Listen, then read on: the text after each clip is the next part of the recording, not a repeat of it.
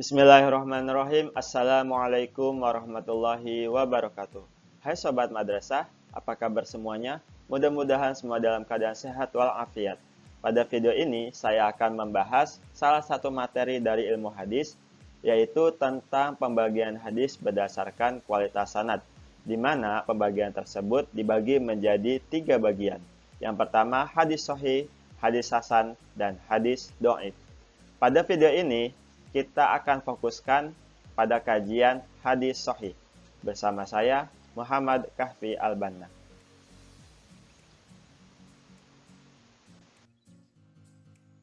Ada beberapa pembahasan yang akan kita bahas pada video ini. Yang pertama yaitu pengertian dari hadis sahih. Sebagaimana kita ketahui, ketika seorang dai atau ulama menyampaikan suatu hadis sebagai penguat atau pendukung dari dalil yang ia sampaikan, beliau menyampaikan bahwa hadis ini hadis sahih. Sebenarnya apa sih yang dimaksud dengan hadis sahih? Kemudian syarat-syarat yang diperlukan agar tercapai suatu hadis mencapai derajat sahih itu apa saja? Kemudian kedudukannya dalam pengambilan hukum agama Islam itu seperti apa? Itu bagaimana kedudukannya? Dan klasifikasi, sebenarnya hadis sahih itu ada berapa macam yang perlu kita ketahui. Untuk lebih jelasnya, mari kita bahas satu persatu. Pembahasan yang pertama yaitu pengertian hadis sahih. Kata sahih secara bahasa itu diartikan sebagai sehat, yang merupakan lawan dari kata saqim, yang artinya sakit atau lemah.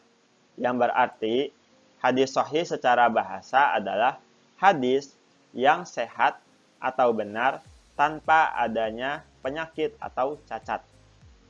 Sedangkan secara istilah, ulama berbeda pendapat mengenai pengertian hadis sahih. Tetapi perbedaan pendapat tersebut tidak secara signifikan.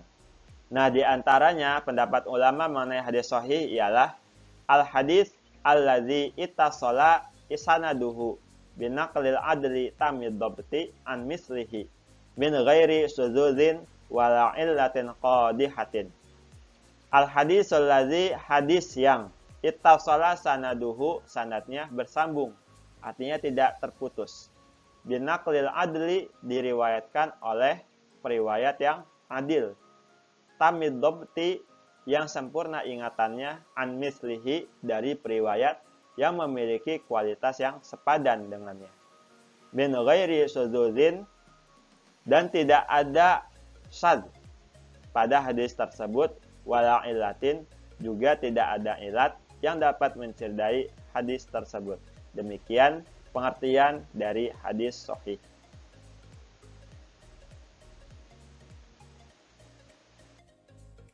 Berdasarkan pengertian yang telah kita sebutkan tadi, berikut adalah contoh dari hadis sahih. Hadasana Abdullah bin Yusuf akhbarona Malik tahwil wa hadasana Ismail qala hadasani Malik an abihi Az-Zinad an al-A'raji an Abi Hurairah radhiyallahu anhu qala Rasulullah sallallahu alaihi wasallam ta'amul isnaini kafis salasah wa ta'amul salasah kafil arba'ah, yang artinya Rasulullah SAW bersabda, makanan 2 orang cukup untuk 3 orang, dan makanan 3 orang cukup untuk 4 orang. Hadis riwayat Al-Bukhari, nomor hadis 4973. Hadis tersebut merupakan hadis sahih. Kenapa? Karena semua sanadnya itu muttasil, artinya bersambung, dan semua rawinya itu thiqah. Ya, itu merupakan contoh dari hadis sahih. Kemudian syarat-syarat apa saja yang diperlukan agar suatu hadis mencapai derajat sahih? Yang pertama yaitu sanadnya harus muttasil. Maksudnya apa? Semua periwayat isi hadis tersebut benar-benar mengambil hadis secara langsung dari periwayat sebelumnya. Kemudian periwayat sebelumnya dari periwayat yang sebelumnya lagi, hingga akhir sanad. Untuk memastikan sebuah hadis ini diterima langsung oleh periwayat dari gurunya, maka Imam Muslim mensyaratkan bahwa antara periwayat dan gurunya ini harus hidup dalam satu generasi dan memungkinkan untuk bertemu. Tetapi Imam Bukhari mensyaratkan keduanya itu harus pernah bertemu, sehingga syarat dari Imam Bukhari ini lebih utama dibandingkan Imam Muslim. Kemudian yang kedua yaitu periwayatnya harus adil. Adil adalah sebuah watak yang menjadikan seseorang ini selalu bertakwa dan menjaga harga diri. Yang dimaksud orang adil adalah seorang muslim berakal sehat, tidak fasik, tidak jelek perilakunya, atau menjaga muru'ah. Kemudian yang ketiga periwayatnya harus dobit. Maksudnya, masing-masing periwayatnya memiliki daya ingat sempurna ketika menerima hadis tersebut. Kemudian menjaga isi hadis tersebut, baik melalui hafalannya atau dobit sodron, atau tulisannya, yaitu dobit kitaban. Artinya, kapanpun hadis tersebut dibutuhkan, dia dapat menunjukkan dengan cepat, baik melalui hafalannya ataupun melalui tulisannya, dengan tanpa adanya perubahan dari saat menerima hadis pertama kali. Kemudian, syarat yang keempat yaitu tidak shadz. Maksudnya, isi hadis atau matan hadis itu benar-benar tidak shadz, dalam arti tidak bertentangan dengan hadis yang diriwayatkan oleh orang yang lebih thiqah, oleh derajat yang lebih tinggi. Dan yang terakhir yaitu tidak terdapat ilat. Maksudnya tidak ada sebab yang samar yang dapat menurunkan derajat kesohihan hadis tersebut. Ilat hadis dapat terjadi pada sanad, matan, atau keduanya sekaligus.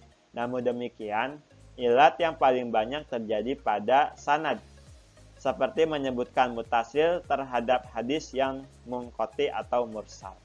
Demikian syarat-syarat yang diperlukan untuk sebuah hadis ini dapat dikatakan sebagai hadis sahih. Kedudukan hadis sahih. Hadis sahih sebagai sumber ajaran Islam lebih tinggi kedudukannya dibandingkan hadis hasan. Karena itu, apabila hadis sahih bertentangan dengan hadis hasan, maka didahulukan hadis sahih. Semua ulama sepakat menerima hadis sahih sebagai sumber ajaran Islam atau hujjah yang dapat digunakan untuk menentukan masalah akidah, hukum, dan akhlak. Hukum-hukum yang berdasarkan hadis sahih harus diamalkan. Tidak semua hadis sahih dapat diriwayatkan secara umum. Hal ini sesuai dengan apa yang dikatakan oleh Ibnu Mas'ud radhiyallahu anhu, tidaklah kamu menyampaikan sebuah hadis pada kaum yang akal mereka tidak mampu memahaminya, melainkan akan menjadi fitnah baginya. Klasifikasi hadis sahih. Hadis sahih dibagi menjadi dua bagian. Yang pertama yaitu hadis sahih li dzatihi. Ialah hadis yang memenuhi 5 syarat kesahihan sebuah hadis, sebagaimana yang telah kita jelaskan sebelumnya. Yaitu yang pertama, ittisalus sanadi. Sanadnya harus muttasil, bersambung, tidak terputus. Kemudian adlur ruwat. Para rawinya itu harus adil. Kemudian dobtur ruwat. Para rawinya harus dobit, baik dari segi hafalan maupun tulisan.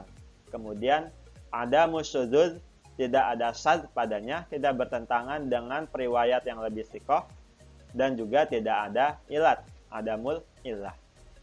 Sedangkan contohnya telah disebutkan tadi, yaitu pada hadis riwayat Al-Bukhari dengan nomor hadis 4973.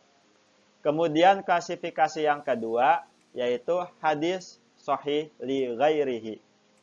Ialah hadis hasan yang naik derajatnya karena ada jalur periwayatan lain yang lebih kuat. Nah, dari uraian tersebut, hadis sahih li ghairihi ini didefinisikan sebagai hadis yang keadaan rawi-rawinya itu kurang hafiz. dan dobit, tetapi mereka masih terkenal sebagai orang yang jujur, maka derajatnya adalah hasan. Lalu didapati pada hadis tersebut jalan atau sanad lain yang serupa atau lebih kuat. Dan hal tersebut dapat menutupi kekurangan yang ada pada hadis hasan tersebut. Dengan demikian, hadis hasan yang memiliki padanan hadis dengan sanad yang berbeda yang bisa menguatkannya, maka derajatnya naik menjadi hadis sahih li ghairihi.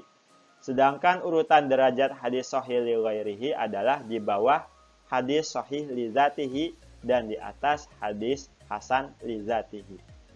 Sebagai contoh yaitu hadis yang diriwayatkan oleh Imam Tirmizi dengan nomor hadis 22, yaitu tentang siwak, ya.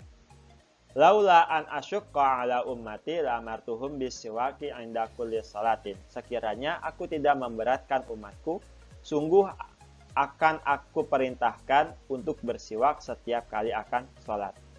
Nah, menurut Ibnu As-Shalah, periwayat yang bernama Muhammad bin Amr bin Alqamah ini terkenal dengan riwayat yang jujur dan kehormatannya.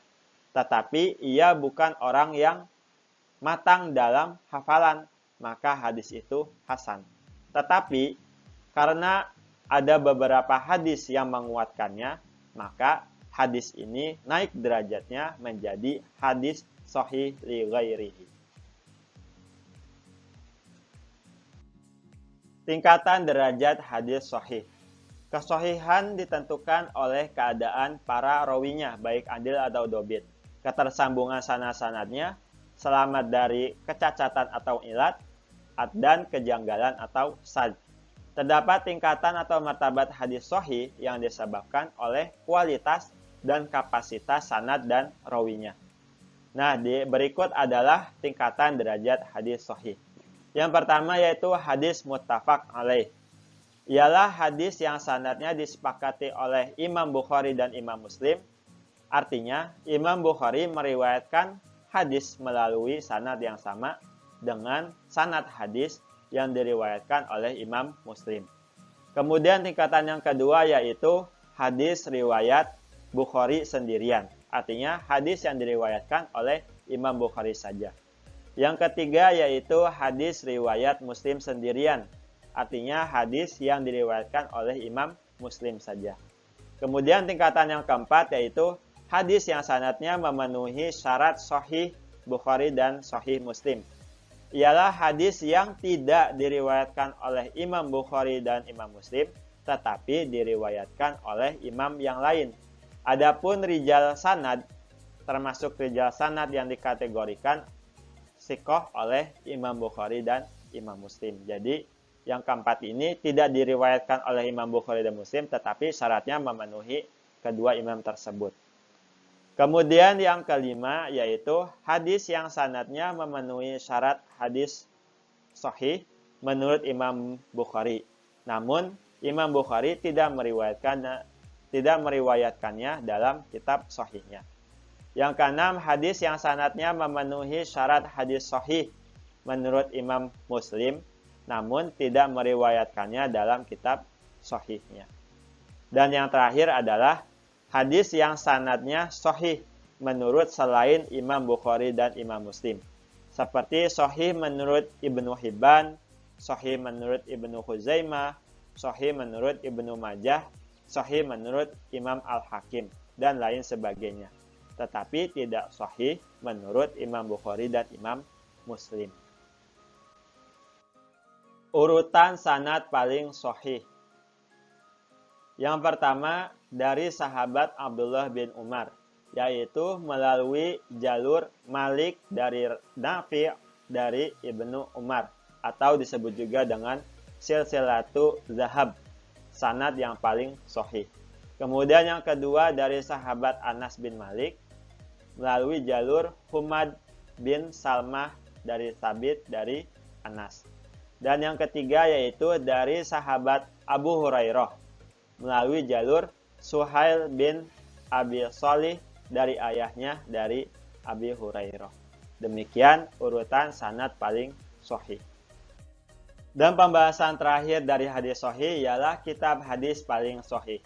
Ulama sepakat bahwa kitab hadis sahih Imam Bukhari ini lebih unggul dibandingkan kitab hadis sahih Imam Muslim.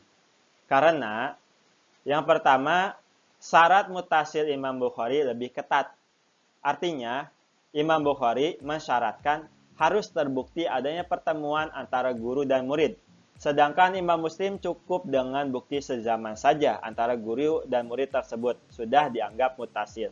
Sehingga Imam Bukhari ini lebih diutamakan dibandingkan Imam Muslim karena Imam Bukhari tadi mensyaratkan antara guru dan murid ini harus bertemu.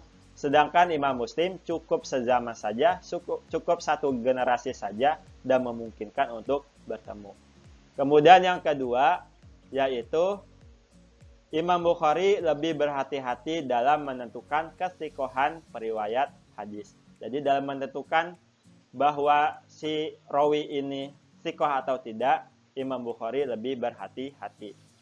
Dan yang terakhir yaitu hadis-hadis Imam Al-Bukhari mengandung berbagai permasalahan yang lebih lengkap, sehingga lebih detail dalam hal menggali hukum fikih. Namun demikian, Sahih Muslim lebih sistematik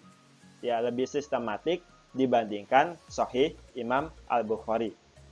Karena dalam Sahih Imam Muslim tidak memotong matan sanad dan tidak mengulang-ulang sanad. Demikian pembahasan materi dari ilmu hadis yaitu tentang hadis sahih. Semoga bermanfaat bagi kita semua. Astaghfirullahaladzim wa khairan. Wassalamualaikum warahmatullahi wabarakatuh.